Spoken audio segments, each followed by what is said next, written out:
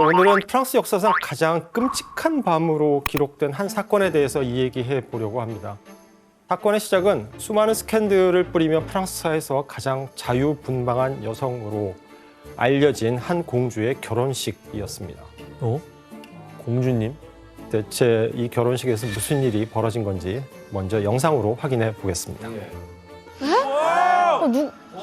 와, 너무 잔인하다. 결혼식에 무슨 날? 프랑스 파리 1572년. 저분인가요? 네. 와, 오. 엄청 화려해요, 의상이.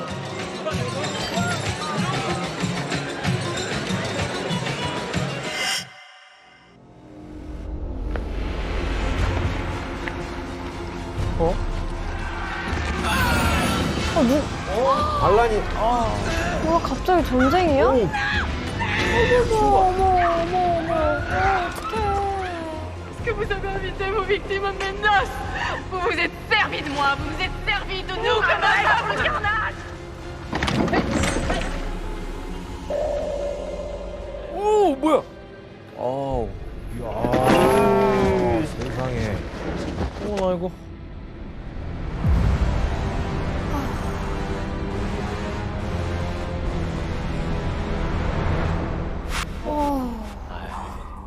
아, 너무 끔찍해요. 네. 그러니까 하객들을 지금 저렇게 학살한 거예요? 네, 그렇습니다. 무슨 일인 거야? 1572년 8월 프랑스 파리 노트르담 성당에서 성대한 결혼식이 거행되었습니다. 하지만 이 행복해야 할 결혼식은 대비극의 시작이 됩니다. 예식이 끝난 후에 프랑스 역사상 전례를 찾아볼 수 없는 전대미문의 대학살극이 벌어졌기 때문입니다.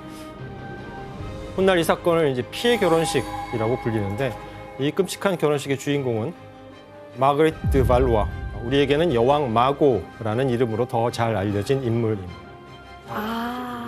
여왕 마고.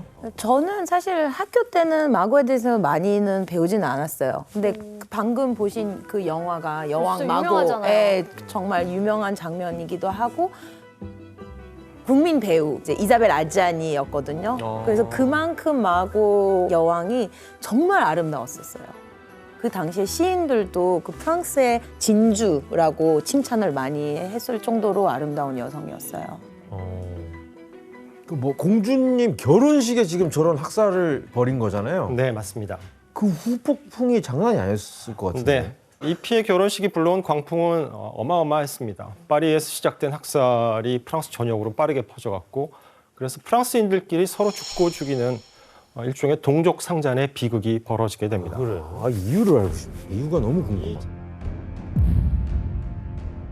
마고의 결혼식에서 유례없는 대학살이 일어난 이유를 알기 위해서는 당시 프랑스 상황을 짚어볼 필요가 있습니다. 이 시기에 프랑스를 다스린 건 잉글랜드와의 100년 전쟁을 승리로 이끌었던 그 왕들의 후손, 즉 발루아 왕과였습니다. 마고는 당시 이 발루아 왕가의 막내 공주로 태어난 인물입니다. 그런데 마고가 태어나고 얼마 후인 1555년에 두려울 것 없던 이 발루아 왕가에 불길한 소식 하나가 전해지게 됩니다.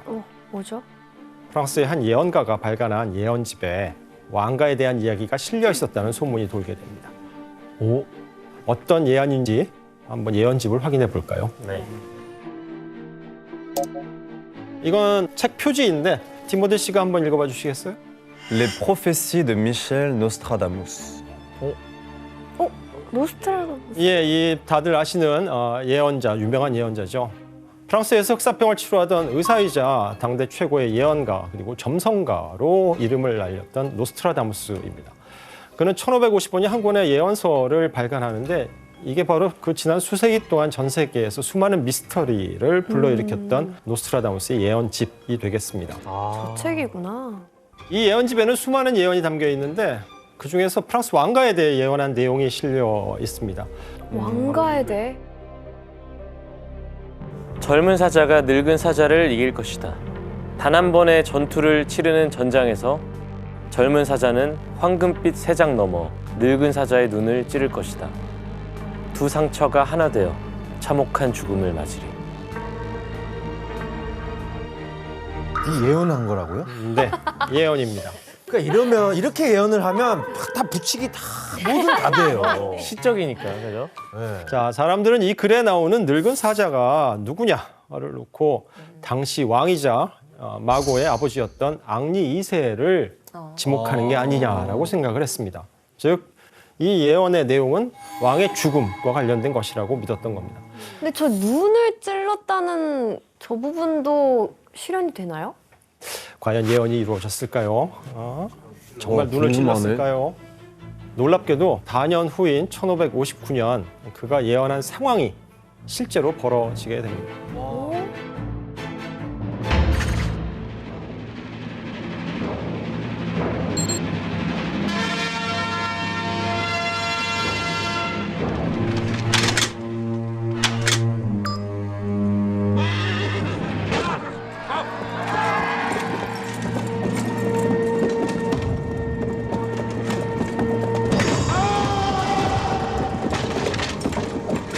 이거 예언 진짜 눈 맞네요. 찔렀네.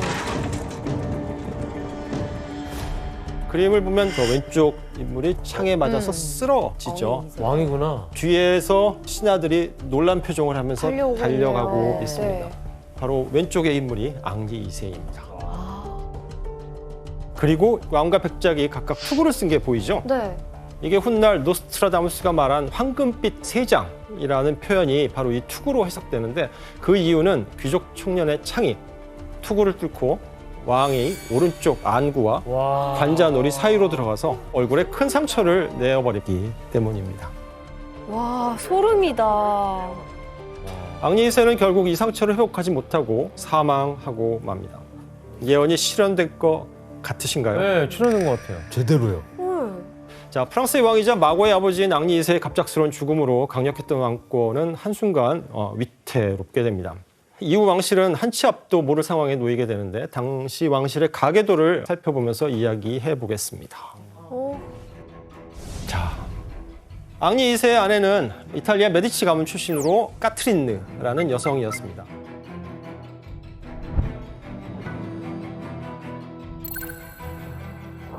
그런데 앙리 2세가 사망하고 나서 그 다음 왕위를 누가 이어받냐면 프랑스와 2세라는. 하지만 이 프랑스와 2세마저도 즉위하고 1년 반 만에 사망하고 맙니다. 사인은 중이염이었습니다. 자, 왕위는 누구에게 가게 될까요? 샤를. 예, 아들인 샤를 9세입니다. 샤를 9세는 당시 이제 10살의 어린 나이에 이 거대한 프랑스를 다스리는 왕이 되어야 했습니다. 그러면 또 엄마가 간섭을 하겠네요? 그렇죠. 왕이 너무 어렸기 때문에 왕권이 약했고 그래서 어머니인 카트린 드 메디치가 아들의 왕권을 굳건히 하기 위해서 직접 섭정의 자리에 오르게 됩니다. 올리비아 씨, 저 메디치 가문의 카트린은 어떤 사람으로 알려져 있어요? 네, 굉장히 지적이고 일단 교육을 그 당시에 정말 잘 받았던 여자였어요. 그래서 뭐 물리학, 심리학, 사회학, 뭐 지리학 다 정말 이제 잘 알고 그리고 그 이탈리 문화를 프랑스로 이제 가져왔잖아요. 그래서 정말 기여를 많이 했는데도 불구하고 프랑스 사람들은 굉장히 싫어했어요. 왜요? 왜냐하면 아까 그 가문이 메디치 가문. 네, 메디치 가문이 원래 상인 출신이었잖아요. 그래서 그거를 일단 왕실에는 다 싫어해요. 네. 그래서 뒤에서 막 저 이탈리 여자 막 이 가십들이 정말 좀 많았죠. 아무래도. 어쨌든 간에 마고 왕비의 어린 시절은 아빠도 죽고 좀 풍전등화 같은 상황이었네요. 네, 맞습니다. 그런데 이 시기 왕실을 불안하게 만든 것은 이러한 왕가의 어떤 불행들만이 아니었는데 샤를 9세가 왕위에 오르는 1560년을 전후로 세계사를 뒤흔든 대사건이 프랑스에서 일어나게 됩니다. 바로 부패한 교회를 비판하며 시작된 종교 개혁입니다. 유럽은 당시까지 약 1000년간 로마 카톨릭 교회라는 하나의 질서 안에서 유지되고 있었습니다. 카톨릭 교회는 유럽을 움직이는 거대한 조직이었고 교회의 법이 국가의 법으로 받아들여지기도 하고 교회가 어떤 행동을 이건 범죄야 라고 지목을 하면 왕국도 여기에 협조하곤 했습니다.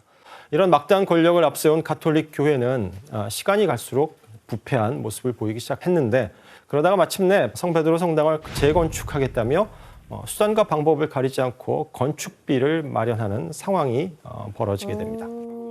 여기서 문제를 내드리겠습니다.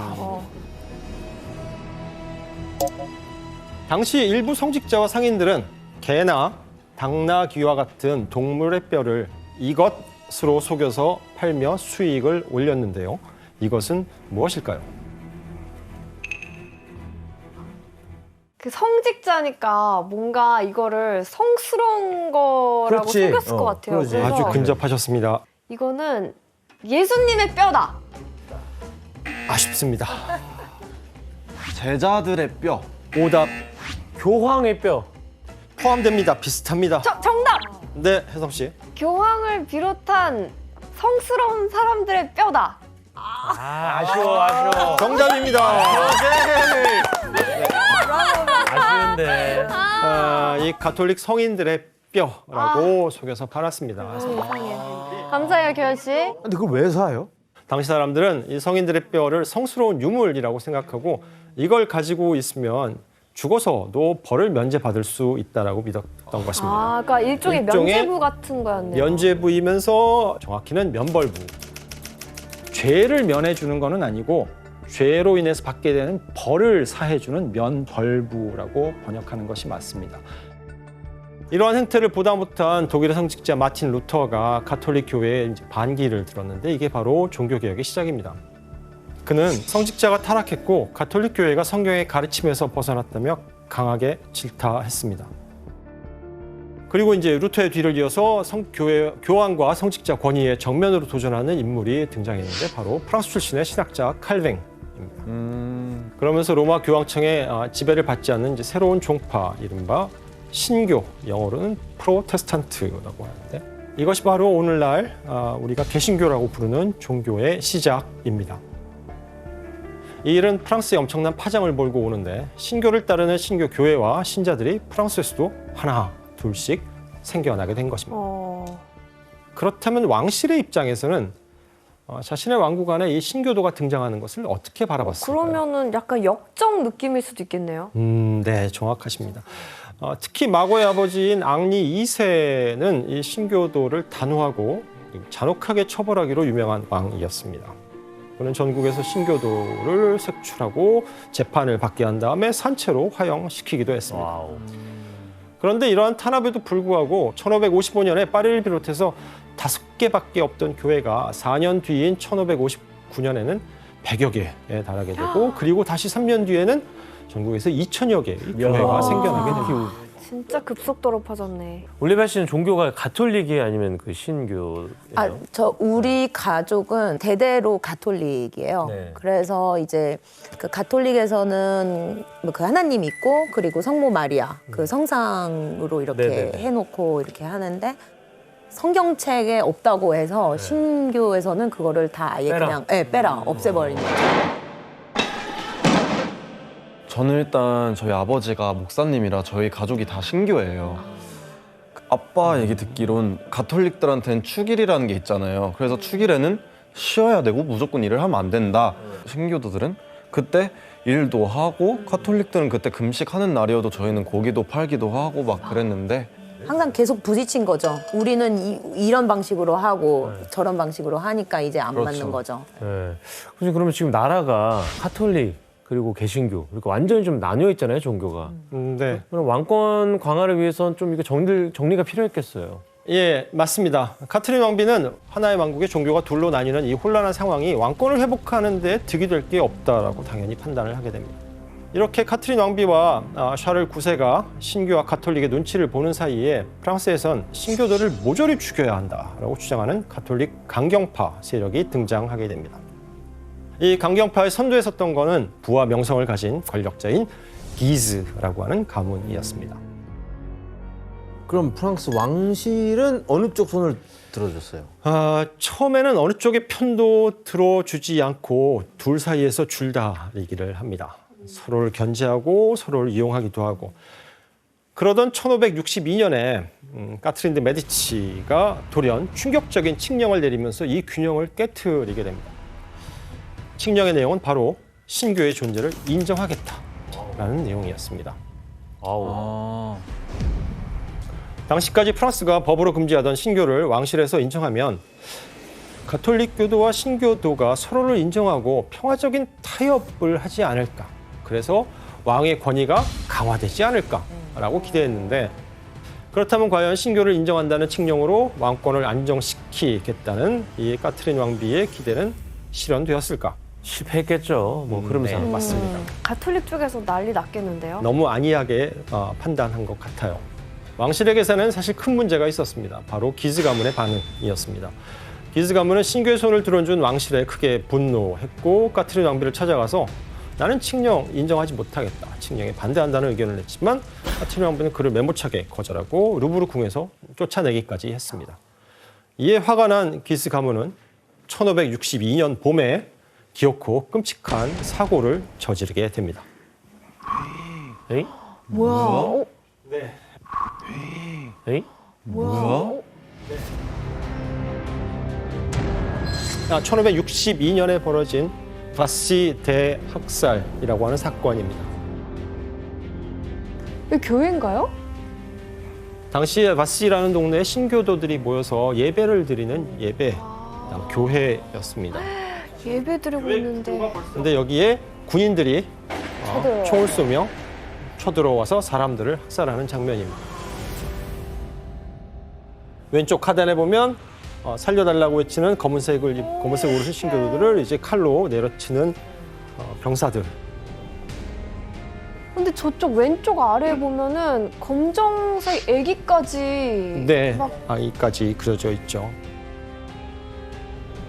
갑자기 사람들이 들어오자 어떻게 안에 있던 신교도들은 이제 도망을 가기 시작합니다. 도망치려고. 지붕으로 올라가고 건물 옆 벽을 타고 기둥 위로 숨거나 또 그들을 잡아 내려 끄는 사람들까지 그려지게 됩니다. 이 사건으로 무방비 상태였던 신교도 23명이 사망하고 100여 명이 부상을 당했습니다. 이후 기즈 가문은 여세를 몰아서 이곳으로 향하는데 어디로 향했을까요? 다른 교회. 궁으로? 그렇죠. 바로 왕실 가족들이 머물러 있던 당시 퐁텐블로에 있던 왕궁으로 찾아가게 됩니다. 기즈 가문은 이곳에서 까트린 왕비를 볼모로 사로잡고 자신들은 난 가톨릭 교회의 수호자로서 왕을 위해서, 국왕을 위해서 정정당당하게 신교도들을 처단했을 뿐이다 라고 주장합니다. 교수님 그러면 신교 측에서는 저렇게 학살 당하고 가만히 있었어요? 당연히 가만히 안 있죠. 신교도들도 크게 분노했고 복수를 위해서 즉시 군대를 조직했습니다. 그리고 한 가지 명분을 내세워서 전쟁에 나서는데 신교도 측의 선언문이 있어서 규현 씨가 한번 또 읽어보시겠습니까? 수많은 왕의 신민들이 끔찍하게 살해당했다는 소식이 전해졌다. 기즈는 왕과 까트린 왕비에게 다가가 용인될 수 없는 방식으로 행동하고 있다. 우리는 왕과 까트린 왕비의 권위를 지지하기 위해 모인 사람들이다. 예, 들어보니 어떠세요? 어떤 메시지가 전달되는 것 같으세요? 그러니까 이제 기즈 가면 니네 뒤졌슈? 뭐 이거죠 사실. 또 우리는 왕실 편에 서서 지킬 거다. 그렇죠. 기즈 가문과 마찬가지로 자신들도 왕을 위해 나섰다라고 말하고. 근데 그럼 있습니다. 까트린 왕비 입장에서는 양측에서 자기를 위해 싸워주니까 좋은 거 아닌가요? 나라가 이렇게 혼란스러우면 자기 아들인 왕의 권위가 제대로 행사가 될까요? 이렇게 가톨릭과 신교의 종교 갈등을 명분으로 각자의 정치적 야심을 품게 되면서 프랑스를 통째로 뒤흔든 참혹한 종교 전쟁의 서막이 열리게 됩니다.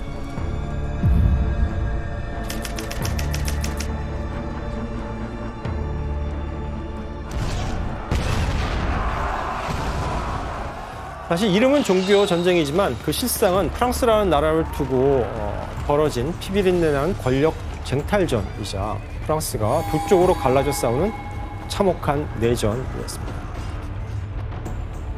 두 세력이 부딪히는 곳마다 혼란과 학살 그리고 살인과 만행이 이어졌습니다. 그러니까 전쟁이 어쨌든 치열해질수록 오히려 왕실에서는 머리 골치만 아프겠네요. 네, 볼모에서 풀려난 까트린은 어떻게든 가톨릭과 신교를 중재해야만 했고요. 아들인 샤를 9세의 왕권을 안정시키기 위해서라도 손을 놓고 있을 수는 없었던 것입니다.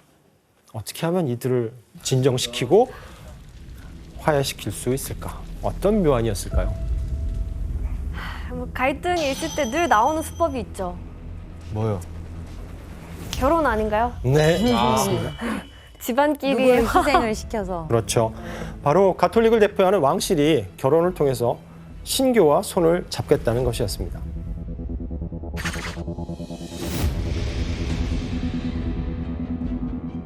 왕실의 명운이 걸린 이 중대한 계획에 까트린 왕비가 가톨릭의 얼굴로 내세운 것은 마공주구나. 아름다운 미모로 시인들의 칭송을 받아마지 않던 19살의 공주 마고였습니다. 아, 마고가 여기서 나오는구나. 드디어 나왔네. 올리비아 씨, 그 마고 공주에 대해서는 프랑스에서는 어떻게 알려져 있어요? 그러니까 마고도 이제 어머님 교육을 받아서 그런지 굉장히 그 훌륭한 교육을 받았어요. 굉장히 일단 우아했을 뿐만 아니고 말도 엄청나게 잘했고 글도 잘 썼고 그리고 그 예술을 사랑하는 여자였어요. 올리비아 씨처럼 언어도 뛰어났다면서요? 네, 이탈리아, 스페인어 저보다 더 많이 했어요. 그리스어, 라틴어 뭐 거의 뭐 다 했죠. 약간 뇌생녀 느낌이네요. 완전 팔방미인 그냥 예. 그렇다면 왕비가 딸 마고의 결혼 상대로 낙점한 인물은 누구였을지 그림으로 확인해 보겠습니다. 와, 야, 쉽지 않죠. 그렇죠. 아무나 결혼 안 시킬 것 같은데. 그렇죠. 대단한 분일 것 같은데요. 바로 마고의 결혼 상대는 19살의 동갑내기인 앙리드 나바르, 훗날 앙리 4세가 되는 인물입니다. 앙리 4세는 왕실의 가장 가까운 친척인 부르봉 가문의 핏줄이면서 전쟁에서 신교를 이끌던 나바라 왕국의 왕자였습니다. 프랑스와 스페인 국경에 위치한 작은 왕국입니다. 작네요, 생각보다. 조금 급이 다르죠. 네. 이렇게만 봐도. 네. 하지만 기즈 가문에 맞서 전쟁을 벌이던 신교 군대의 핵심 세력이 바로 이곳이었고요. 때문에 앙리 4세는 어머니인 쟈 달브레 여왕과 함께 신교 측의 상징적인 수장 역할을 하던 중요한 인물이었습니다. 가톨릭을 상징하는 프랑스 왕가의 공주와 신교를 대표하는 이 왕자의 결혼이라는 파격적인 제안이 있었는데 신교 집안에서 가톨릭 신자를 며느리로 드리는 건 쉽지 않았던 것 같습니다. 그렇죠. 그래서 한 가지 조건을 제시합니다. 그것은 바로 예비 며느리인 마고가 신교로 개종해야 한다는 것입니다. 그걸 들어줬어요? 아닙니다. 결혼을 추진했던 까트린 왕비는 이것만큼은 양보를 하지 않습니다. 이렇게 마고의 개종 문제를 두고 팽팽한 기싸움이 벌어지던 이때 결혼식을 불과 한 2달 앞두고 충격적인 사건이 벌어집니다. 협상을 위해 파리를 찾은 앙리 4세의 어머니가 갑작스럽게 사망한 것입니다. 이거 좀 이상한데요? 대체 어떻게 된 일일까요? 갑자기? 아니 공교롭게도 기즈가 죽었겠죠. 기즈 왕. 사인은 병사였습니다. 하지만 협상하는 이 시점에 죽은 게 되게 이상한데요? 어떻게 우연히 거기서 죽어요? 병으로 돌아가셨대잖아요. 아이고 이상한데. 지금 의심하시는 것과 똑같은 의심을 당시 사람들도 했어요. 바로 까트린 왕비가 독이 문든 장갑을 보내서 쟈 달브레를 독살했다라는 소문입니다. 장모가 될 왕비가 아무튼 엄마를 죽였을지도 모르는 이 상황. 여러분이 앙리 4세였다면 결혼을 앞두고 어떻게 하셨겠어요? 이거는 파혼한다? 아니면 결혼이고 뭐고 복수를. 네, 사정이 어찌 되었는지는 모르겠지만 앙리 4세는 고민 끝에 맞다니까요, 교수님. 왜 그래 갑자기. 자, 고민 끝에 예정대로 파리에서 결혼식을 올리기로 결정을 합니다. 프랑스 왕의 여동생인 마고 공주와 결혼하면 나의 세력을 더 키울 수 있다라고 판단했던 것입니다. 그리고 엄마의 모친의 장례를 치른 후에 나바라 왕으로 즉위하고 이제 결혼식을 위해서 적진인 파리로 들어서게 됩니다. 와. 이때 앙리 4세의 곁엔 수백 명의 군대가 그를 호위하고 있었고 또 꼴리니라고 하는 제독도 함께 하고 있었습니다. 와, 꼴리니. 가스파르드 꼴리니라는 이 제독은 신교의 실질적인 군사 지도자 역할을 하던 중요한 인물이었습니다. 전쟁의 최전선에서 가톨릭 군대와 치열하게 싸웠기 때문에 기즈 가문이 가장 죽이고 싶어했던 인물이기도 했습니다. 꼴리니 외에도 전쟁을 이끌던 수많은 신교 측의 주요 인사들이 앙리 4세의 결혼식에 하객으로 참석하기 위해서 전국 곳곳에서 모여들게 됩니다. 그런데 파리 시민들은 이 상황이 불안하고 못마땅해요. 왜냐하면 대대로 가톨릭의 중심지였던 파리에서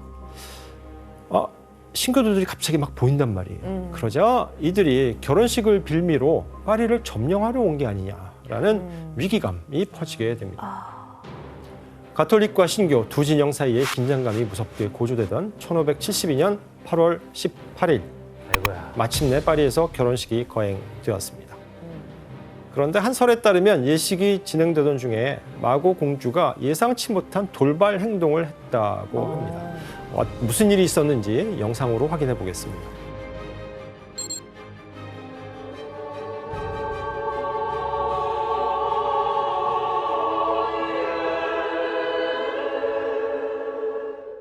Marguerite de Valois. Acceptes-tu pour époux Henri de Bourbon, roi de Navarre?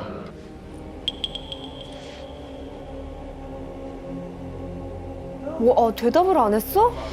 헉! 얼마나 어색했을까.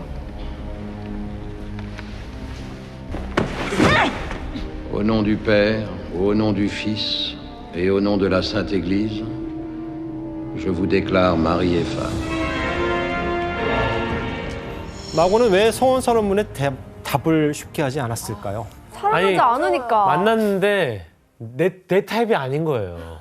나바라가 마음에 안 든 거예요, 그냥. 그래요. 어떻게 나만 바라봐. 바람기가 많은 앤데 나봐라. 나바라만 하니까 공주는 쟤만 보기가 싫거든. 저 왕자도 슬프다 진짜.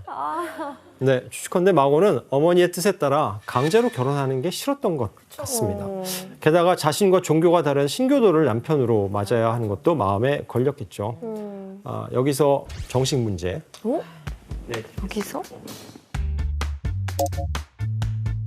마고가 앙리사스와 결혼하는 걸 못마땅해 한 결정적인 이유가 과연 무엇일까요?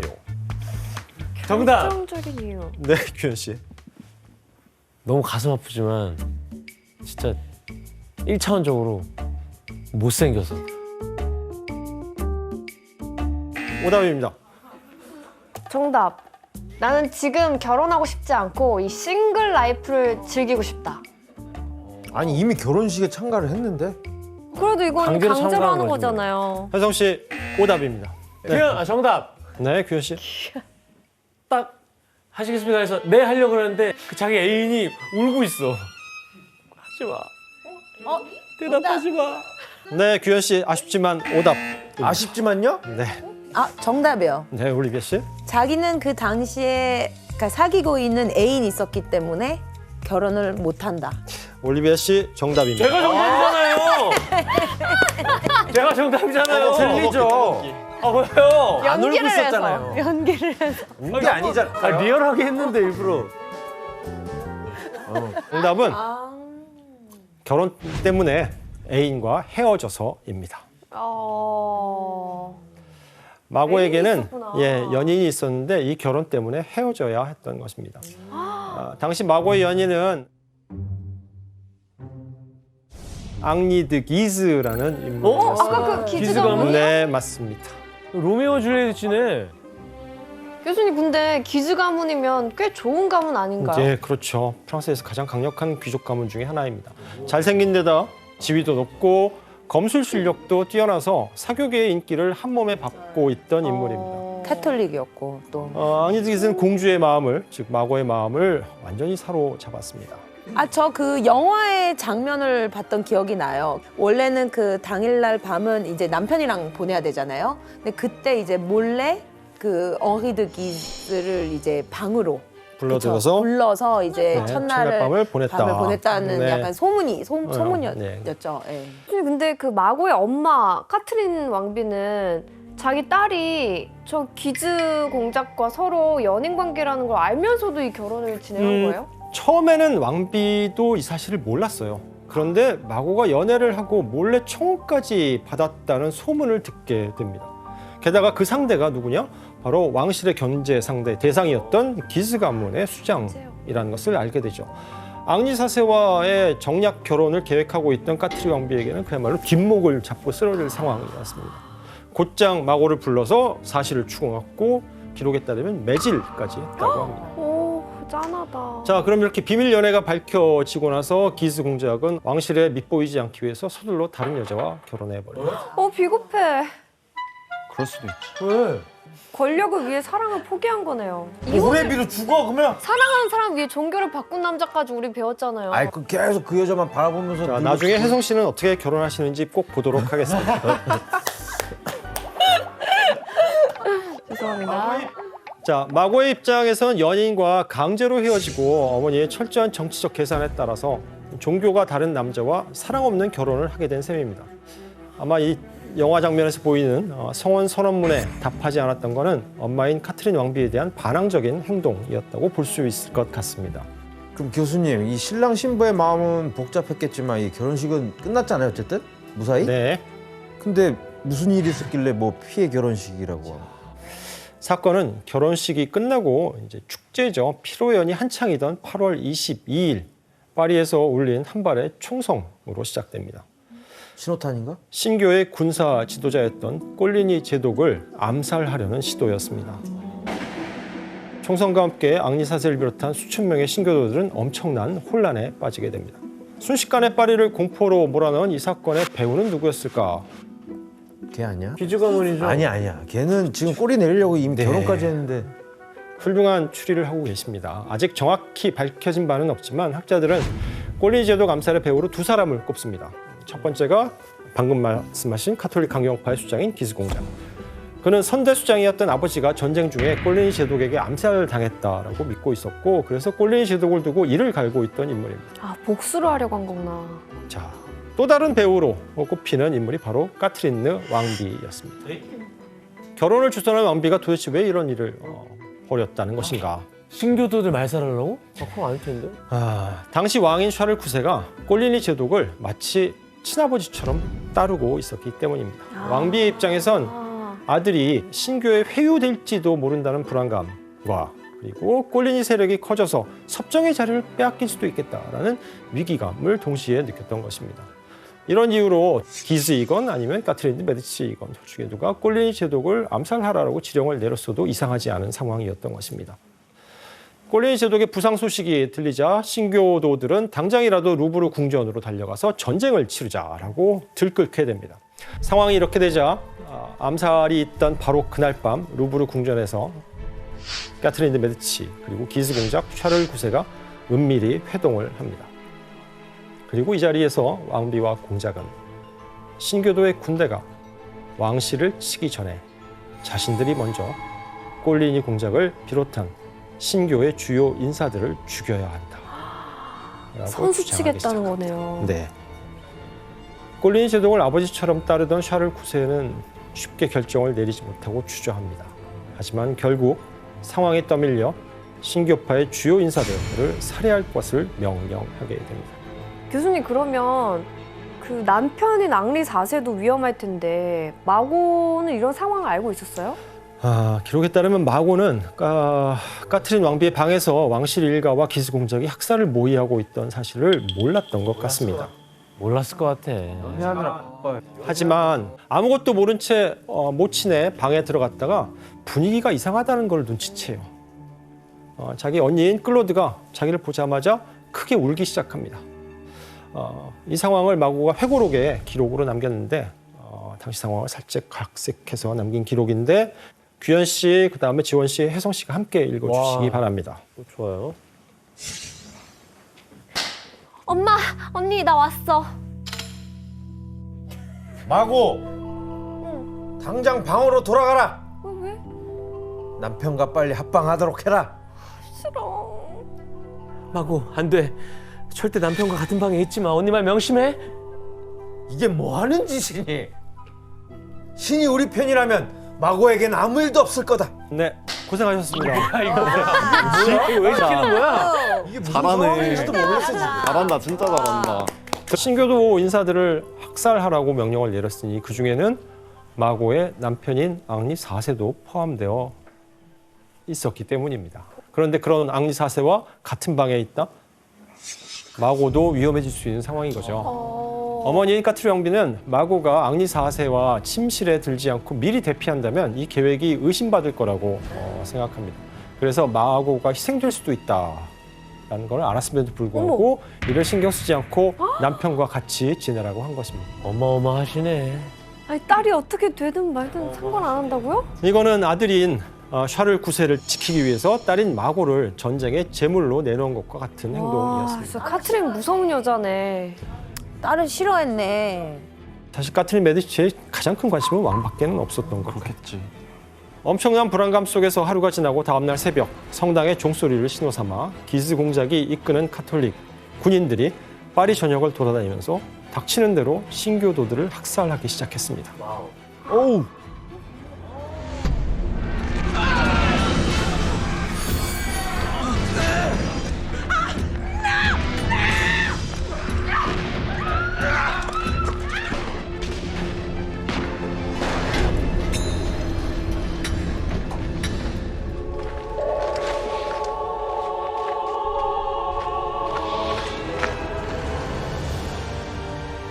루브르 궁전을 배경으로 파리 시내의 참상을 그린 모습입니다.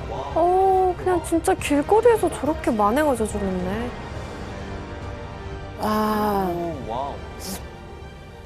사륙전이 시작되자 기즈 공작은 가장 먼저 누구에게 달려가느냐? 아버지의 원수인 꼴리니 제독의 숙소로 달려갑니다. 그리고 처절한 복수를 하는데 그림에 보면 2층 창문에 하얀 옷을 입은 남자가 이렇게 축 늘어져 있고 뒤에서 사람들이 얘를 밖으로 던지려고 하는 장면이 보이시죠? 저 사람이 꼴린이에요? 네. 그리고 그 밑으로 내려가 보면 꼴리니의 시신을 장기를 드러내고 목을 자르는 모습이 나옵니다. 이렇게 가톨릭의 공적이었던 꼴리니 제독을 비롯한 신교의 주요 인사들이 처참하게 죽어갔습니다.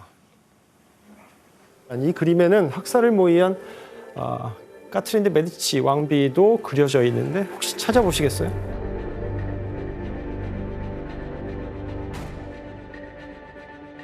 저기 위에서 내려다보고 있는 사람 아닌가? 네, 맞습니다.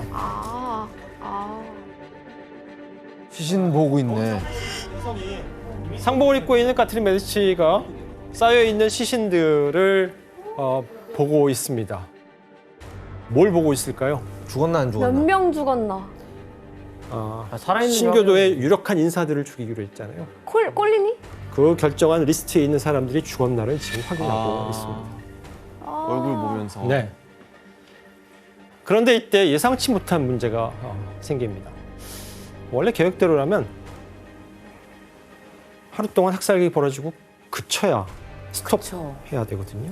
그런데 신교에 대한 반감이 심했던 파리 시민들까지 이 광기의 학살에 가담하고 동조하면서 학살극이 계속 연장. 전국에. 어머, 그 일반 민중들까지? 네. 파리는 순식간에 지옥으로 변했고 이제 학살의 대상은 남녀노소를 가리지 않고 갓 태어난 아기는 물론 배가 갈려 내장이 쏟아진 채 죽은 여성들도 나오게 됩니다.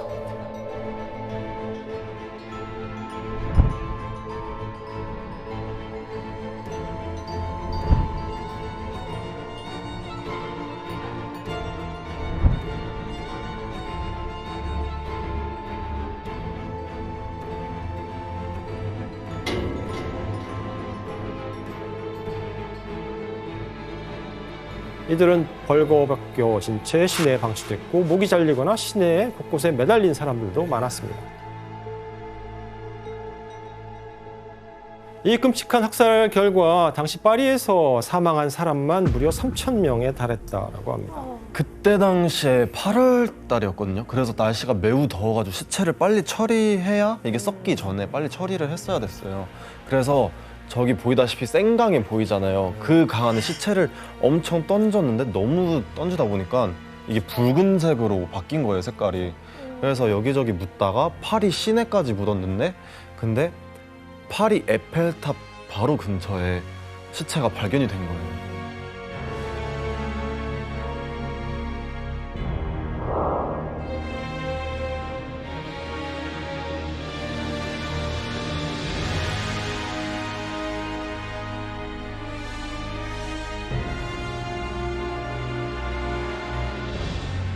파리에 대해서 생각을 해볼 때 막 그렇게 막 로맨틱한 도시 막 딱히 그런 건 딱히 보이지 않고 땅만 파면 시체가 나오는 도시입니다, 파리는.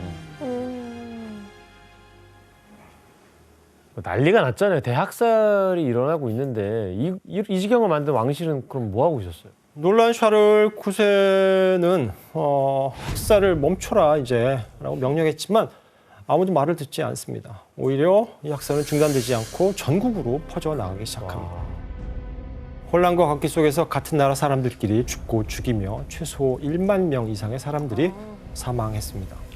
이 끔찍한 사건을 우리나라에서는 성 바르톨로메오 학살 또는 피해 결혼식이라고 불리기도 합니다. 프랑스 역사상 가장 무시무시한 범죄 중에 하나이자 종교의 이름으로 저질러진 참혹한 사건으로 기록되어 있습니다. 그러니까 종교가 다르다고 같은 나라 사람끼리 이렇게 죽고 죽인 거잖아요. 그렇죠. 사실 너무 끔찍하잖아요. 근데 반응도 굉장히 끔찍했어요. 그 당시에 이제 로마 교황이 그레고리 13세였는데 이 학살을 그냥 박수로 축하했어요. 그리고 심지어 그 학살 메달까지 만들었다고 하거든요. 너무 이거 좋은 일을 했다. 왜냐하면 신교도를 이제 없애버렸기 때문에. 그리고 이웃 나라 뭐 그 스페인은 가톨릭 국가잖아요. 저기도 똑같이 축하해줬고. 진짜 무섭다. 근데 누구보다 제일 무서웠던 사람은 마고 남편 아니에요? 지금 저러고 있으면? 개신교가 계속. 신교의 뭐 제일 그거라며, 우두머리라며. 그 학살이 벌어지던 날 밤 신교 상징이었던 앙리 4세 역시 목숨을 위협받습니다. 그런데 그때 앙리 4세를 살린 사람이 바로 마고였습니다. 그래도 와이프라고. 네. 마고는 남편을 살리기 위해서 국왕인 오빠와 어머니를 찾아가서 그를 살려달라고 애원합니다. 와. 결혼에 불만을 품었던 그녀가 왜 이런 행동을 했을까요? 그래도 남편이니까. 그녀 입장에선 자신이 미끼가 된 결혼식에서 엄마와 오빠가 남편의 하객 수천 명을 이제 살해한 셈인데 이 모든 상황이 진저리 칠 만큼 고통스러웠을 것입니다. 그래서 애정 없는 정략 결혼이긴 하지만 남편만은 살리기로 했던 것이죠. 그런데 마고의 애원을 들은 카트린 왕비는 앙리 4세의 목숨을 담보로 한 가지 조건을 내겁니다. 그 조건은 무엇이었을까요? 정답. 규현 씨? 앙리 4세가 카톨릭으로 개종해야 돼요. 네. 규현 씨 정답입니다. 오. 역시. 자, 왕비가 내건 조건은 바로 가톨릭으로 개종하라는 거였습니다. 그러면 앙리 4세는 이걸 듣고 받아들였을까요? 받아들여야죠. 안 그러면 죽으니까. 네. 굴욕적인 조건이지만 그는 살기 위해서 개종을 받아들이기로 합니다. Je désire retourner au troupeau de la vraie bergerie, qui est l'Église catholique, apostolique et romaine. J'abjure toute erreur et hérésie luthérienne et calviniste. 그리고 결국 루브르 궁전에 갇힌 포로 신세로 전락하게 되었습니다. 피해 결혼식을 전후로 어머니 돌아가셨고 꼴리니 제독 잃고 믿고 의지하던 측근들과 수많은 신교도까지 이른 앙리 4세의 신교 세력은 크게 약화가 됩니다. 그렇다면 마고를 희생양으로 삼은 프랑스 왕실은 피해 결혼식 이후 원하는 대로 왕권을 안정시키는 데 성공했을까요? 아니요. 절대 그럴 리 없어요. 네. 왕실에는 또다시 예상치 못한 비극이 찾아옵니다. 피를 봤으니까. 예, 국왕인 샤를 9세가 갑자기 정신 이상 증세를 보이면서 각혈을 시작합니다. 아니 뭐 이런 사태로 충격을 받은 거예요? 저주를 받은 거 아니에요? 응? 네, 이 그림은 병약한 모습의 샤를 9세가 왕비인 카트린 어머니를 보고 경악 내지는 기겁을 하는 모습을 하고 있습니다. 대체 왜 이랬을까요?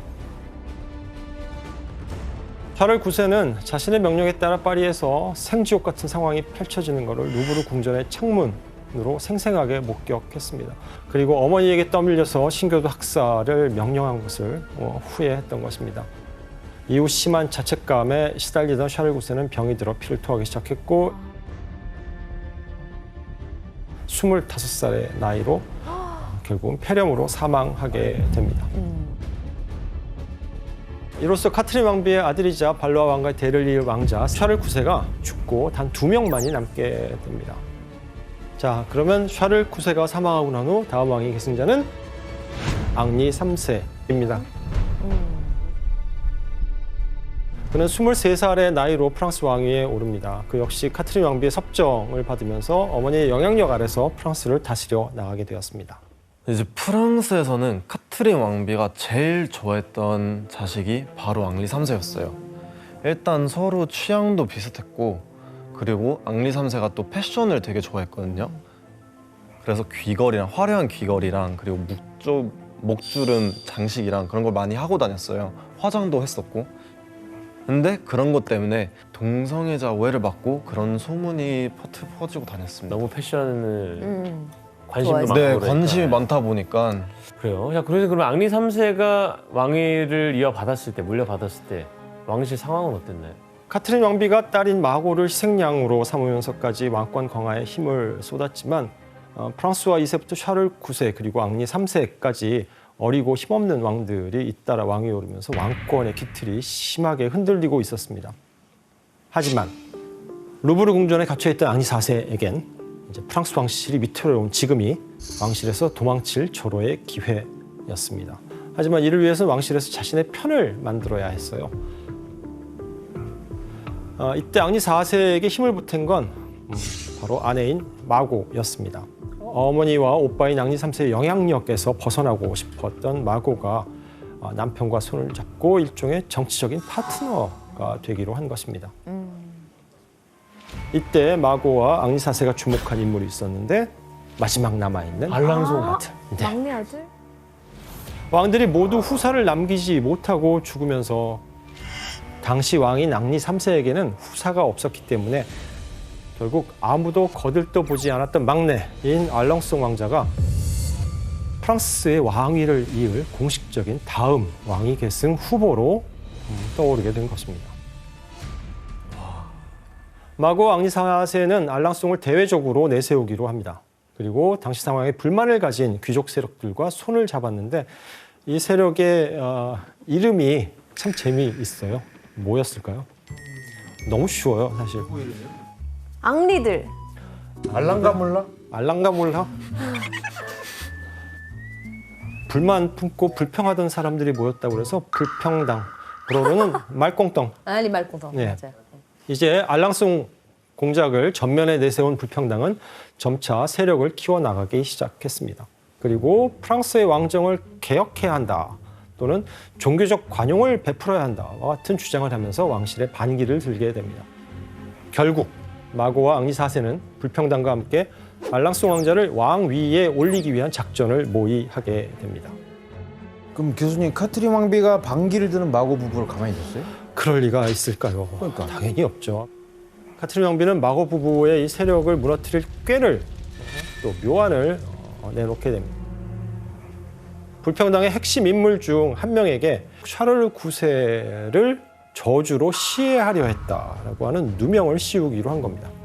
바로 카트린 왕비가 점찍은 인물은 알랑송 공작의 신복이었던 라몰이라고 하는 인물인데 그녀는 라몰이라는 귀족이 바늘이 꽂혀 있는 밀랍 인형을 가지고 있었다고 주장하면서 반역죄를 뒤집어 씌우게 됩니다. 결국 라몰은 처형됐고 알랑송과 마고의 세력도 타격을 입습니다. 그런데 이 사건을 두고 마고가 다시 한번 치명적인 소문에 휩싸이게 됩니다. 바로 라몰과 연인 관계였다는 것입니다. 아, 남편을 두고. 여기서 정식 문제를 또 내드리겠습니다. 17세기 초 프랑스에서 발간된 한 소책자에는 마고가 죽은 라몰의 이것을 소중히 간직했다라는 내용이 실려 있는데요. 저 물음표에 가려진 이것은 무엇일까요? 양보하고 싶은데. 박스가 굉장히 큰데요. 여기 되게 물란하네.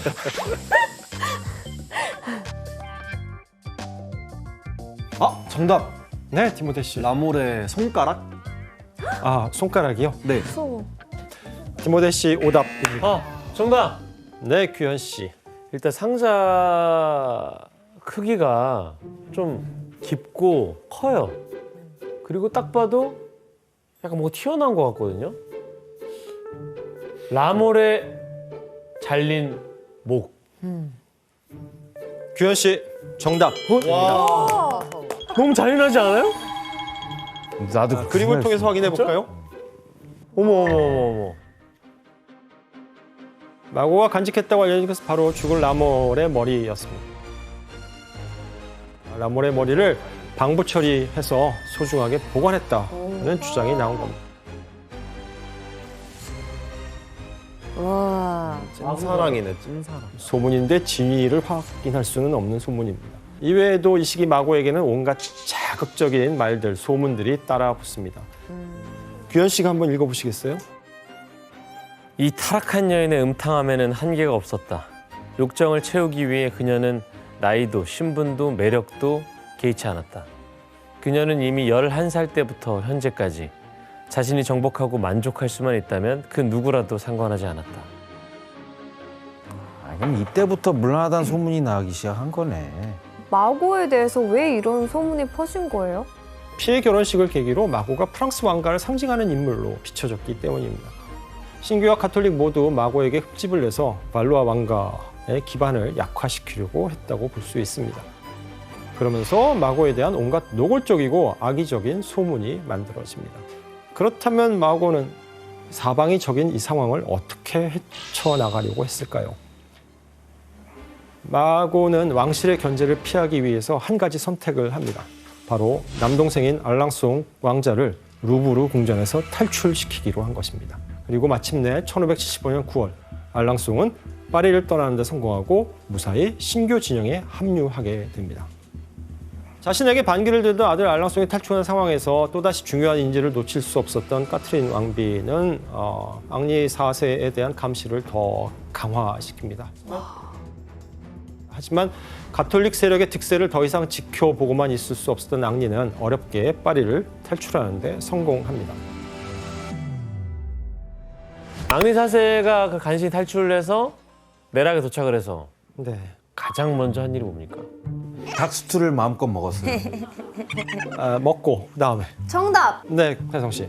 그 카트린 여왕이 카톨릭으로 개종하라고 강요했잖아요. 다시 원래대로 돌아가요. 브릴리언트 하십니다. 아주 맞습니다. 개종이었습니다. 학살에서 살아남기 위해서 강제로 카톨릭으로 개종한 후에 다시 자신의 종교인 신교로 돌아온 것입니다. 그리고 힘겹게 전쟁을 치르던 신교 세력을 규합해서 자신의 숙적에게 대항할 준비를 하기 시작합니다. 칼을 숙적이 가는구나. 누구인지 볼까요?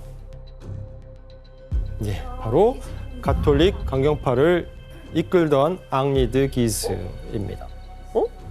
마고의 옛 연인 아니에요? 그렇죠. 앙리 4세의 기주공작은 아내인 마고의 옛 연인이자 대학살 당시에 신교의 군사 지도자인 콜리니 지혜독을 죽인 암살범이었습니다. 무엇보다도 기주공작이 당시 가톨릭 세력을 이끌면서 프랑스 종교 전쟁을 지휘하던 강력한 수장이기도 했습니다. 그러니 앙리 4세로서는 이제 반드시 맞부딪혀야 할 숙적이었던 것이죠.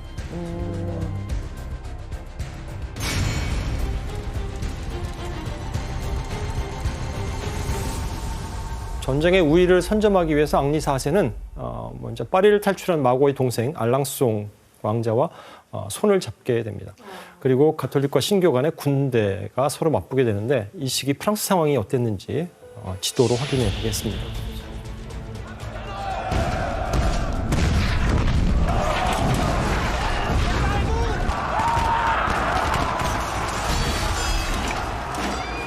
지도에 보이는 작은 동그라미는 소소한 전투들이 크게 표시된 곳들이 대형 전투가 일어나는 곳입니다.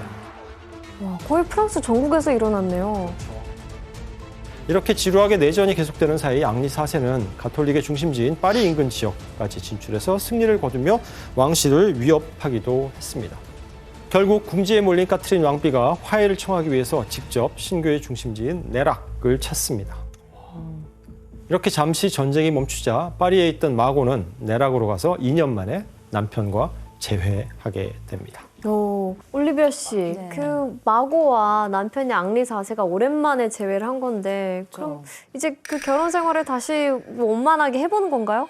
마고 입장에서는 아기를 생겨야지 자기 그 뭐라고 해야 후사가 되나? 있어요. 네, 그쵸. 그거를 지킬 수 있기 때문에 아기 가지려고 많이 노력을 했는데 이제 못 가진 거죠, 끝까지. 사실상 이제 두 사람의 결혼을 깨트리는 그런 결정적인 사건이 있었어요. 그게 무슨 사건이었냐면 내락에서 파리로 갔는데 근데 파리 가서 다른 남자를 만나가지고 그 남자의 아이를 임신했다는 소문이 돈 거예요. 그래서 그 이후로 마고의 오빠도 루브르 궁전에서 쫓아내고 앙리 4세는 아예 그냥 나는 이제 네 남편을 안 하겠다. 널 책임을 안 지겠다라는 얘기를 했어요.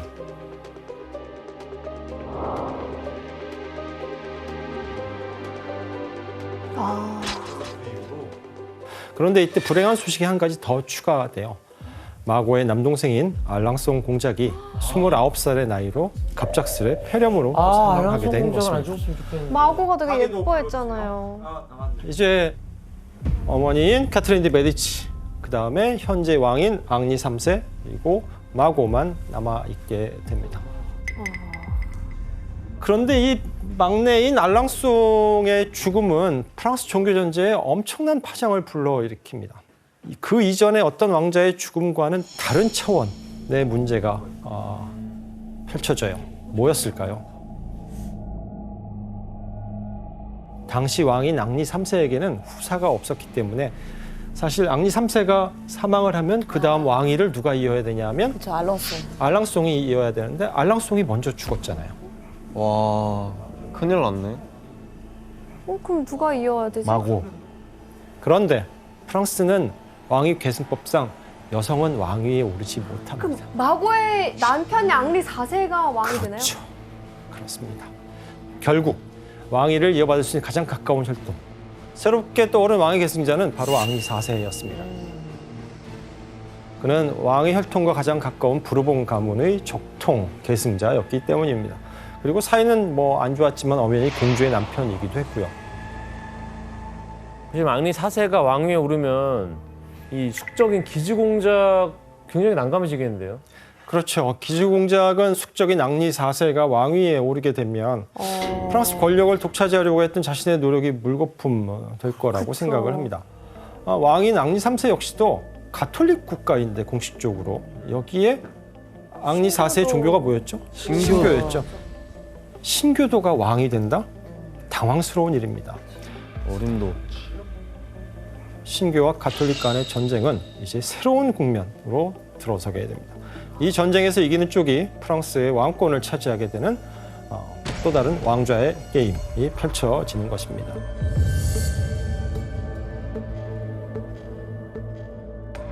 자, 프랑스 왕실의 앙리 3세, 가톨릭 강경파를 이끄는 앙리 드 기즈, 그리고 신교파의 우두머리인 앙리 4세.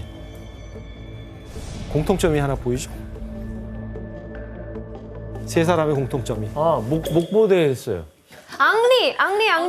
예, 이름이 다 똑같이 앙리입니다. 우리식으로 얘기하면 철수, 세철수인데 삼철수. 자, 프랑스에서는 이를 그래서 세 앙리의 전쟁이라고 부릅니다.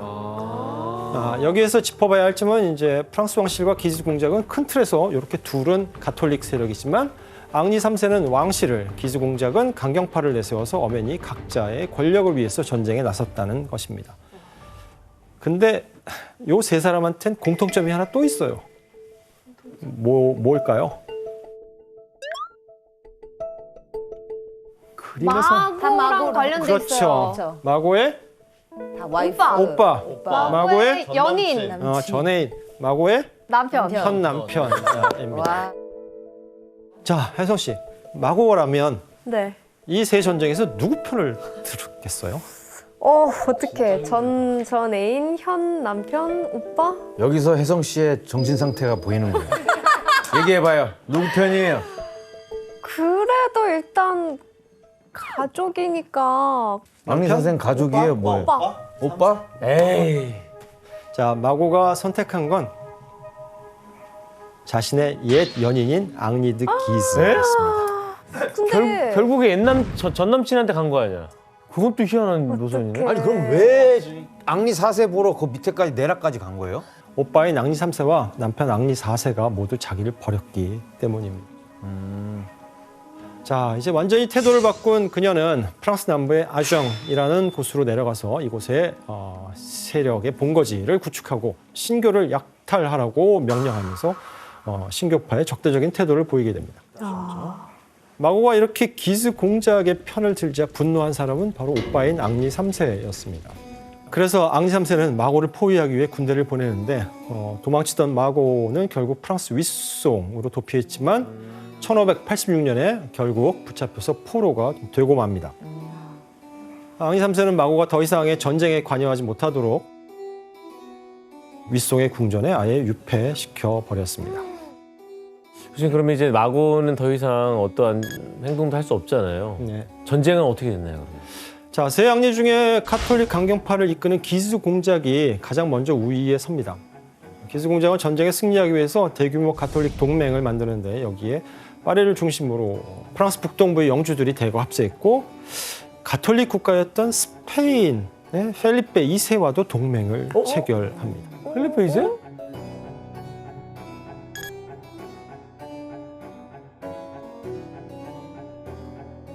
국내의 신교파를 무찌르기 위해서 가톨릭 국가인 외국의 군대를 끌어들이겠다라는 결정을 내린 것입니다. 기스 공작은 이렇게 강력해진 세력을 등에 업고 자신의 편을 들라며 이제 국왕인 앙리 3세를 압박하기 시작했습니다.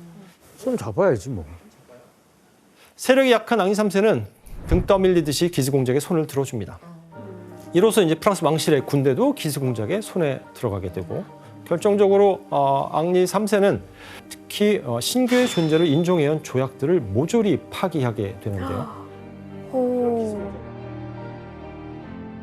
프랑스 내에서 신교를 금지한다. 신교 성직자를 모두 추방한다. 6달 안에 가톨릭으로 개종하지 않는 신교도들은 프랑스에서 모조리 추방한다. 신교를 완전히 부정하고 있죠. 뿐만 아니라 기스는 교황의 지원을 얻는데도 성공합니다. 당시 교황인 식스투스 5세는 그래서 앙리 4세를 타락한 이단이다라고 규정하면서 프랑스 왕위 계승 자격을 박탈하겠다라는 교서를 발표했습니다.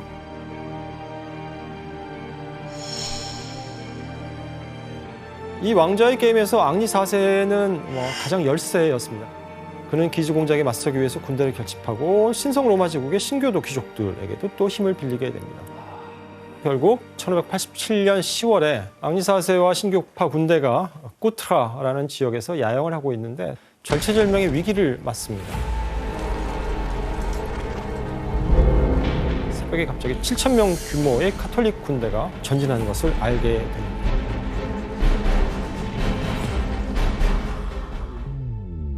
그동안 앙리 4세 군대가 열세였기 때문에 계속 피해왔지만 이제는 정면 승부를 피할 수가 없는 상황.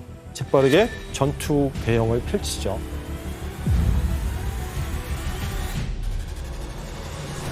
앙리 4세는 비교적 탁 트인 초원을 이제 승부처로 삼은 후에 언덕 위에 군대를 동원해서 좋은 위치를 선점합니다. 가톨릭 군대 지휘관들은 이제 무장한 중장갑 기사들을 내세워서 돌파하겠다라는 방법을 선택합니다. 그리고 가톨릭 군대 기병대가 신교의 군대를 향해 무서운 속도로 전진합니다. 그런데 이상하게도 신교 군대가 아무런 반응을 보이지 않고 가만히 있습니다. 함정이다. 자, 여기서 문제 나갑니다. 신교의 군대는 갑자기 이 행동을 해서 가톨릭 기병대들을 당황하게 했는데요. 과연 어떤 행동을 했을까요? 정답. 네, 혜성 씨. 엄청 소리를 질렀어요. 야! 이렇게. 일단 혜성 씨 오답입니다. 그런데 많이 근접해 있어요, 정답에. 제가 합니다. 네, 규현 씨. 막 가톨릭은 막 싸우려고 죽이려고 막 이렇게 달려오는데 거기서 찬송가를 부르는 거예요. 노래를 부르는 거예요. 진짜로? 왜냐하면 그럼 양심의 가책을 느낄 거 아닙니까? 가톨릭 기병대가. 그럼 가톨릭 입장에서는 되게 또라이처럼 보일 텐데. 그래, 당황한 거지. 규현 씨 정답입니다. 오늘 규현 씨 완전 정답 요정이네. 찬양. 와. 가톨릭 군대 기병대가 신교의 군대를 향해 전진합니다. 돌진하는 적 앞에서 성경 구절 시편의 구절을 담고 있는 노래를 불렀던 것입니다. 당시 신교도들에게 이는 목숨을 걸고 자신이 싸우겠다라는 의미였습니다.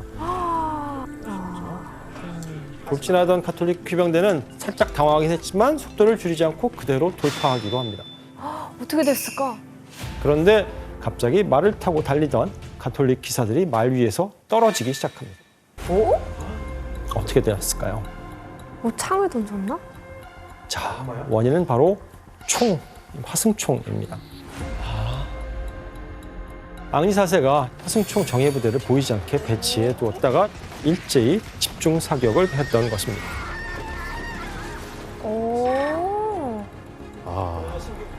이렇게 가톨릭 군대 전열이 무너진 틈 사이로 앙리 4세 기병대가 진입하면서 가톨릭 군대를 박파하게 됩니다.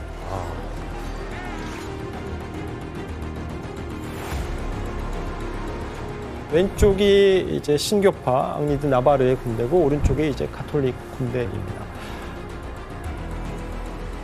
결국 이 전투의 결과는 앙리 4세의 대승리였습니다. 이 전투에서 신교 군대는 패배한 가톨릭 군대를 닥치는 대로 학살을 했고 이때 3천여 명의 병사와 400명 이상의 가톨릭 부대의 기사와 귀족들이 죽음을 맞이하게 되었습니다. 반면 신교 측의 손실은 수십 명에 불과했다고 합니다. 바로 앙리 4세의 신교 군대가 처음으로 전면전에서 대승을 거두게 된 것입니다. 앙리 4세가 지금 승승장구하고 있을 때 그렇죠. 프랑스 왕실 앙리 3세랑 또 그 기스 공작이랑 네. 손잡으면 좀 유리해질 거 아니에요? 네, 맞습니다. 그런데 사실 이 두 앙리 3세와 앙리 드 기스는 서로 생각이 달랐어요. 처음에 얘기했던 것처럼 종교는 명분뿐이었고 실상은 권력 쟁탈전이었기 때문입니다.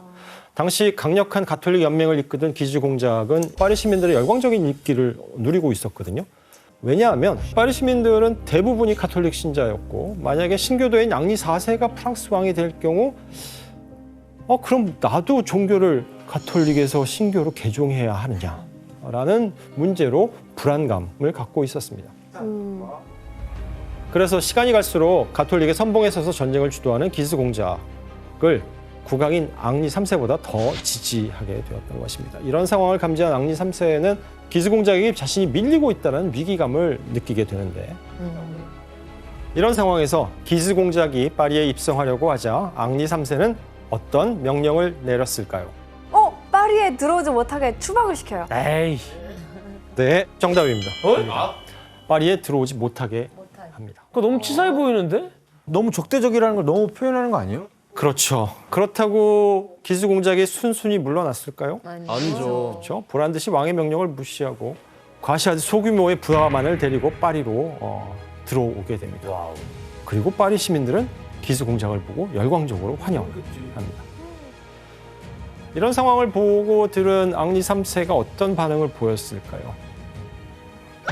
왕의 명령을 거역해 당장 반역죄로 처단해라. 맞습니다. 결국 이들을 모조리 잡아내라라는 명령을 내립니다. 자, 이 조치가 내려지자 파리 시민들은 어떻게 반응했을까요? 반발하죠. 그렇죠. 반발을 하게 됩니다. 시민들은 앙리 3세가 폭정을 저지르고 있다라고 생각하게 되었습니다. 그래서 왕의 군대에 저항해서 파리 시내 곳곳에 바리케이트를 치고 군인들을 향해서 무기를 겨누면서 봉기를 일으키게 됩니다. 기스 공작이 바리케이트 위에서 시민들을 선동하는 장면입니다. 주변에 모인 시민들은 당장이라도 루브르 궁으로 쳐들어가 앙리 3세를 끌어낼 기세였습니다. 상황이 이렇게 되자 앙리 3세는 살기 위해서 어쩔 수 없이 궁전을 버리고 비굴하지만 파리를 탈출하게 됩니다. 도망갔구나. 지금 그러면은 앙리 3세는 파리에 없고 네. 기즈 공작이 지금 그럼 왕실을 장악한 거예요? 기즈 공작이 파리에 남아서 왕처럼 군림합니다. 그 기간이 무려 반년 이상이 지속되는데 그해 12월에 잠잠하던 앙리 3세가 갑자기 의논할 것이 있다면서 자신이 있는 블루아 성으로 기스 공작을 불러들이게 됩니다. 지원 씨는 만약에 본인이 기수공작이라면 이렇게 왕의 부름을 받고 어떻게 하셨을 것 같아요? 왕이 도망갔는데 왕이 불러요 저를? 네. 네가 와라 왕실로. 자, 기수공작의 수하들은 앙리 3세가 이거 함정을 판 거다라고 이야기하면서 기수공작에게 가지 말라라고 축원을 하지만 기수공작은 앙리 3세가 그럴 위인이 아니다. 워낙 나약한 성격이고 유약해서 자기를 해칠 만한 그릇이 아니라고 호언장담을 했습니다. 기수공작이 성에 도착하자 왕은 기수공작을 자신의 방으로 불러들입니다. 이때 기수 뒤에 왕을 호위하는 친위대 몇 명이 따라 붙는데 낌새가 이상해서 기수가 뒤를 돌아보자 보는 순간 왕실 친위대 중 한 명이 기수에게 단검을 꽂습니다. 저항을 하자 나머지 친위대원들이 기수의 팔을 잡고 또 다른 검이 기수의 가슴에 꽂히게 됩니다. 그리고 이때 앙리 3세가 이때 방 밖으로 나와서 기수공작을 내려다보며 한마디 합니다. 이제 내가 왕이다 라는 말을 하게 됩니다. 바닥에 기수공작이 칼을 맞고 쓰러져 있고 그것을 앙리 3세가 내려다보는 그림입니다. 아이고 함정인 거 왜 몰랐어. 허무하다. 순순히 거기 들어간 것도 이해가 안 간다. 그러니까 순진한 것도 아니고. 혹시 이걸 메디치가 시킨 거 아니에요? 아니에요. 캐트린 드 메디시스는 이 상황을 듣고 굉장히 좀 슬퍼했어요. 기수공작은 어쨌거나 이게 카톨릭이었고 아들의 돌발 상황 때문에 다 망쳐놨네. 그래서 죽기 전에 그 모든 게 다 끝났다. 이런 얘기를 했어요. 맞습니다. 기수공작이 죽자 그의 남동생이 형의 뒤를 이어서 이제 가톨릭 연맹 세력을 이끌게 되는데 그는 형의 원수인 앙리 3세에게 복수를 다짐합니다. 이렇게 앙리 3세에 대한 분노가 고조되던 바로 그때 발로아 왕과의 최후를 알리는 비극이 벌어집니다. 기수공작의 죽음에 분노한 한 카톨릭 수도사가 앙리 3세를 찾아가서 잠깐만, 그러면은 그를 단검으로 찌르게 됩니다. 그리고 이 단검에 맞은 앙리 3세는 사망하게 됩니다.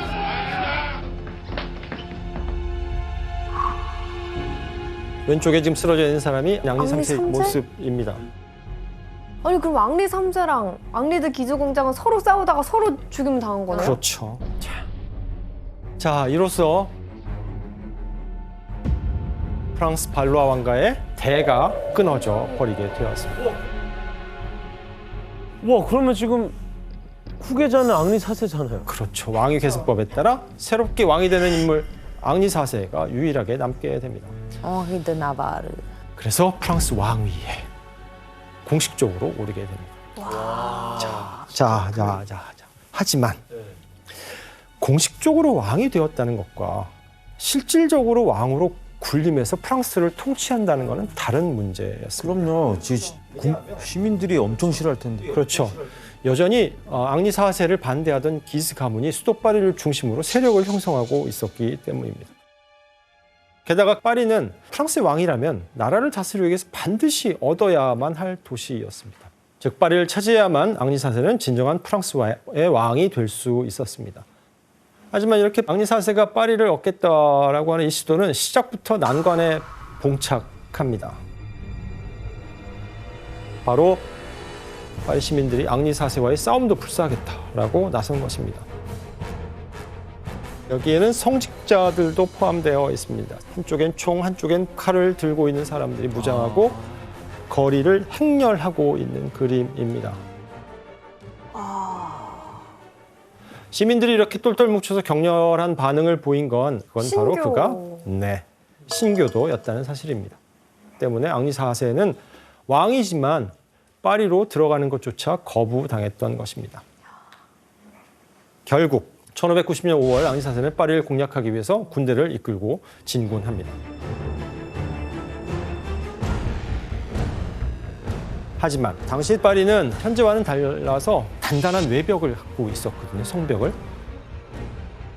게다가 파리의 수비군은 약 3만 명 이상으로 앙리 4세의 군대보다 2배 이상 많았다고 합니다. 그러니까 앙리 4세 입장에서는 파리를 점령하는 게 쉬운 일이 아니었죠.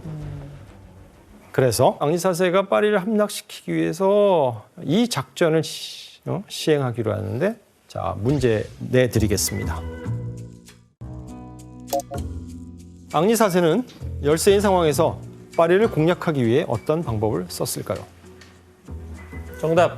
네, 규현 씨. 야습을 한다. 규현 씨 오답입니다. 정답. 오랜만에 지원 씨. 또 찬송가를 부르는 거죠. 네, 역시나 오답. 정답. 혜성 씨. 파리를 에워싸고 봉쇄를 시켜버려요.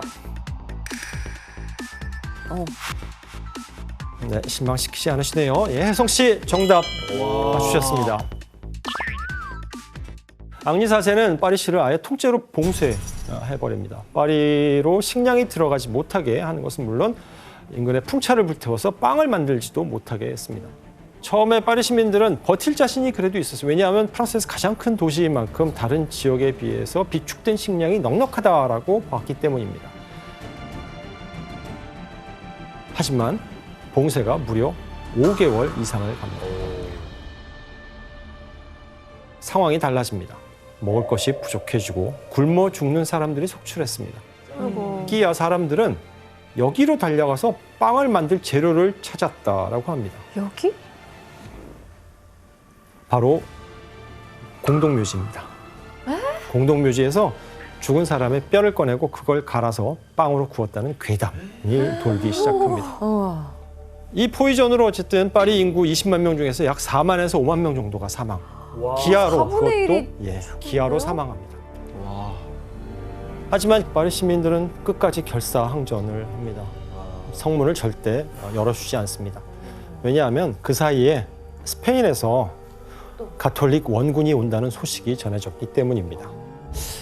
그 소식을 들은 앙리 4세도 파리에서 물러날 수밖에 없었습니다.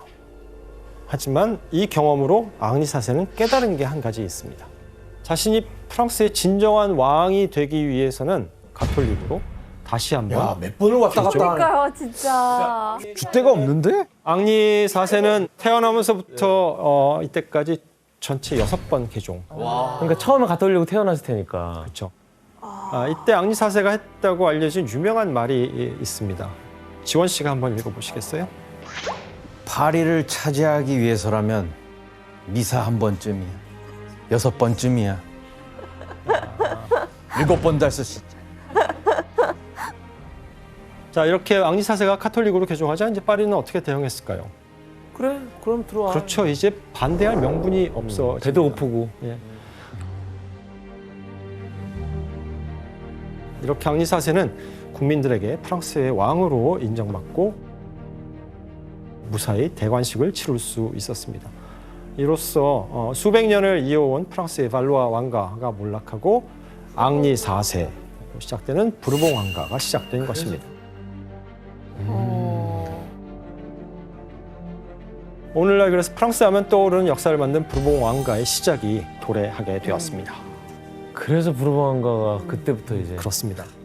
이제 왕이 된 앙리 4세는 이제 종교 전쟁을 완전히 종지부를 짓기로 합니다. 앙리 4세 해법은 프랑스에서 바로 종교적 차별을 없애고 종교의 자유를 허락하는 것이었습니다. 그렇게 해서 나온 것이 바로 낭트 칙령입니다. 낭트 칙령은 프랑스 역사에서 가장 의미 있는 문서 중에 하나로 평가됩니다. 그 주요 내용은 프랑스에서 신교의 예배를 허가하고 신교도의 보호를 위해서 병력을 배치하고 위급한 상황이 발생할 것을 대비해서 신교도에게 요새 건설을 허락한다라는 내용이었습니다. 이제 가톨릭과 신교가 서로 싸우지 말고 평화롭게 지내라라고 하는 왕의 명령을 내린 것입니다. 이 칙령이 반포되면서 36년간의 종교 전쟁이 끝을 맺게 됩니다. 이후에 앙리 4세가 이 전쟁을 돌아보며 남긴 말이 있는데, 우리 모두는 프랑스인이며 같은 조국의 동포다. 따라서 우리는 사람을 격분시키는 냉혹하고 잔인한 감정을 버리고 이성과 온정으로 화해해야 한다. 앙리 4세는 같은 프랑스 국민들이 다시는 내전으로 고통받지 겪지 않기를 바랬습니다. 그는 왕이란 국민 간의 화합을 이끌어내는 존재여야 한다고 이야기했습니다. 교수님 그러면 마고의 남편인 앙리 4세가 왕이 됐으니까 마고도 이제 뭐 왕비가 당당하게 되는 거 아닌가요? 이제 마고의 이제 근황을 알려드리겠습니다. 윗송에 유폐되었던 마고는 앙리 4세와 이혼합니다. 이혼하고 그리고 나서 파리로 다시 돌아왔습니다. 아, 진짜 딱하다. 이후에 마고는 수백 년간 이어온 발로아 왕가의 유일한 생존자로서 새롭게 들어선 앙리 4세의 부르봉 왕가를 지지하는 버팀목이 되어줍니다. 앙리 4세는 한때 신교도였던 데다가 부르봉 왕가의 첫 왕이었기 때문에 전쟁 후에도 사실 그 왕권이 탄탄하다고 볼 수는 없었거든요. 따라서 지난 발로아 왕조의 공주인 마고가 지지를 표명한다는 것은 앙리 4세에게는 정치적으로 큰 힘이 되었습니다. 마고의 지지 속에서 앙리 4세는 전쟁으로 황폐해진 프랑스를 복구하며 많은 업적을 남길 수 있었고 평화와 발전의 기틀을 다지게 됩니다. 하지만 1610년에 앙리 4세에게 불만을 품은 한 가톨릭 광신도가 왕을 습격해서 그를 암살하게 됩니다.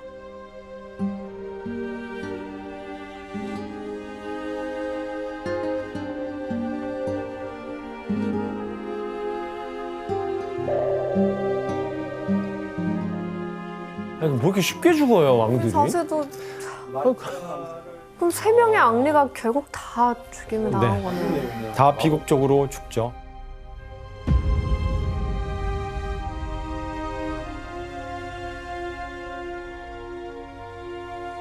마고만 살아남았어. 자, 프랑스라는 나라를 완전히 무너뜨릴 뻔했던 이 종교 전쟁은 사실 종교라는 이름이 붙었지만 실상은 그 안에 온갖 정치적 계산과 야심이 깔려있는 거대한 내전이었습니다. 프랑스에서 이 참혹한 전쟁을 치른 뒤 다시는 이런 일이 발생하지 않아야 한다며 하나의 가치관이 굳게 자리합니다. 그것이 바로 관용, 톨레랑스입니다. 서로에 대한 차이를 존중하고 인정하는 태도를 의미합니다. 관용은 프랑스를 자유의 나라로 만드는 중요한 가치입니다. 희생이 너무나 컸지만 이것이 우리가 비극과 아픔으로 점철된 프랑스의 종교전쟁을 공부하는 이유라고 생각합니다.